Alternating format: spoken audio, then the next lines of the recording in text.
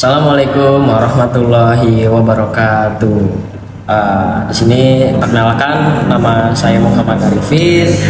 Saya dari kelas 1I dengan NIM 66622502222. Saya dari jurusan Ilmu Komunikasi. Di sini saya akan membuat video yang berkaitan dengan UAS pengantar ilmu politik, yang dimana saya mengambil satu tokoh politik, yaitu Leo Strauss. Kalian penasaran kan nih, apa sih isi Leo Strauss-nya, gimana gitu, pendahuluannya ada apa aja isinya gitu. Kalau kepo, mari kita bahas. Oke, yang pertama itu di sini saya akan menjelaskan pendahuluan. Jadi Leo Strauss itu yaitu seorang pemikir filsafat yang lahir di Jerman pada tahun 1899 dan wafat di Amerika Serikat pada tahun 1973. Dia ini terkenal dengan adanya pandangan konservatifnya dan metode pembacaan teks klasik yang menjadi ciri khas. Strauss ini kabur dari rezim Nazi di Jerman selama 1930-an dan kemudian menjadi dosen di Universitas Chicago. Dia ini suka sekali mengecam adanya modernitas, relativisme, dan positivisme. Sekaligus juga mengajarkan kembali di ajaran filsafat Yunani dan Yahudi. Karyanya yang bernama What is Political Philosophy yang terbit di tahun 1959, yang dimana di karyanya ini ada kompilasi esai pentingnya. Di buku tersebut, Strauss menjelaskan makna filsafat politik yang berhubungan dengan adanya filsafat umum dan hambatan yang muncul di masa modern. Jadi karya ini bukan hanya sekedar teori saja, akan tetapi juga adanya peringatan resiko relativisme yang bisa saja merusak masyarakat demokratis. Tulisan ini juga bisa memeriksa gagasan pokok dari buku itu dan juga bisa menghubungkannya dengan isu-isu terkini di dunia, termasuk di Indonesia. Yang kedua, di sini saya akan menjelaskan isinya, isi dari What is Political Philosophy yang dikaryai oleh Strauss. Jadi di dalam What is Political Philosophy, Strauss ini menjelaskan kalau filsafat politik itu bukan hanya cabang kecil saja, tapi juga sebagai jantungnya. Dia juga bisa membedakan antara filsafat politik yang notabene itu benar-benar mengejar kebenaran tentang hidup yang bermakna, dan juga susunan sosialnya itu yang sangat ideal.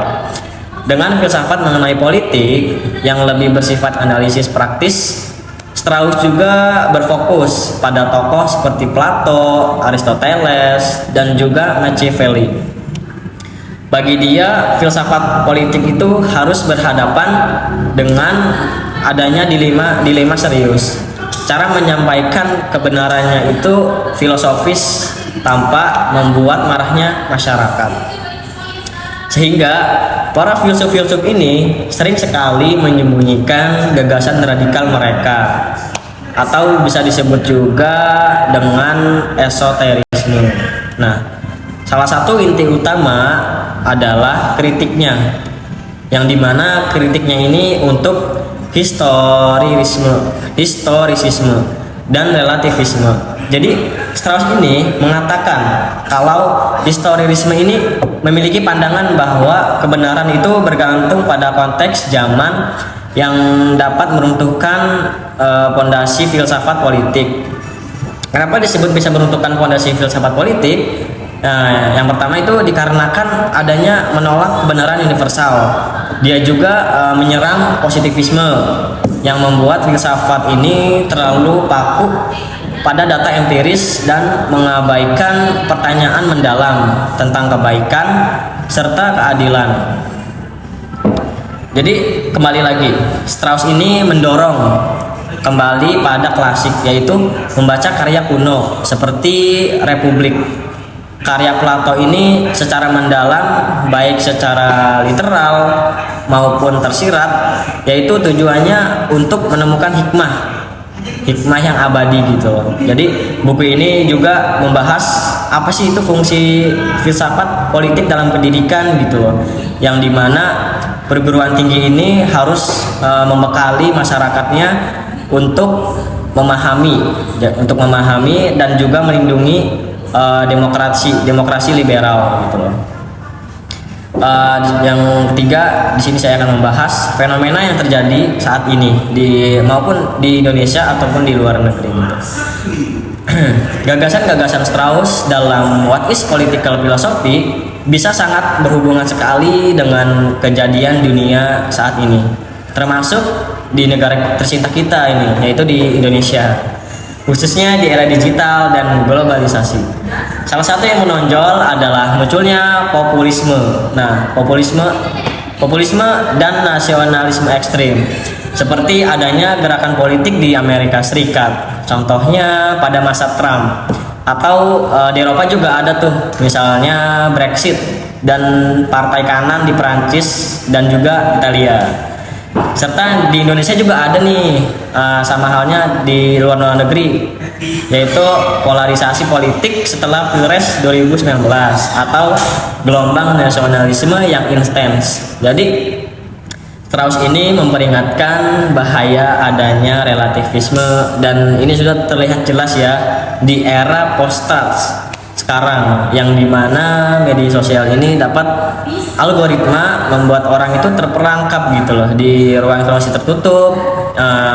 Ini sama dengan kritiknya terhadap historisisme, yang pada akhirnya itu bisa menciptakan polarisasi dan penurunan kepercayaan. Bisa menciptakan polarisasi dan penurunan kepercayaan pada lembaga-lembaga demokrasi yang terjadi di dunia ataupun di Indonesia.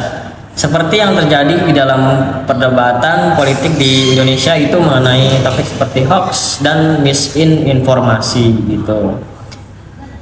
Fenomena lainnya yaitu adalah krisis identitas dan nihilisme di generasi muda. Nah, yang bisa diperparah dengan adanya pandemi COVID-19 dan perubahan iklim. Jadi Strauss ini menjelaskan kembali gitu loh, kalau pendidikan klasik itu sangat berdampak sekali untuk mencegah nihilisme. Tapi saat ini universitas seringkali terjebak dalam relativisme budaya, yang dimana kurikulum itu lebih mementingkan keragamannya daripada pencarian kebenaran universal gitu. Jadi esoterisme Strauss ini dilihat di defects dan juga disinformasi, yang dimana kebenaran itu disembunyikan gitu zaman sekarang di balik lapisan informasi palsu gitu loh. Jadi mirip sekali dengan caranya filsuf klasik. Jadi menyembunyikan pandangan mereka sendiri itu gitu loh. Di Indonesia ini melihat dalam fenomena seperti yaitu kampanye politik gitu, yang dimana di kampanye politik ini bisa memanfaatkan narasi tersembunyi agar bisa menghindari kontroversi gitu.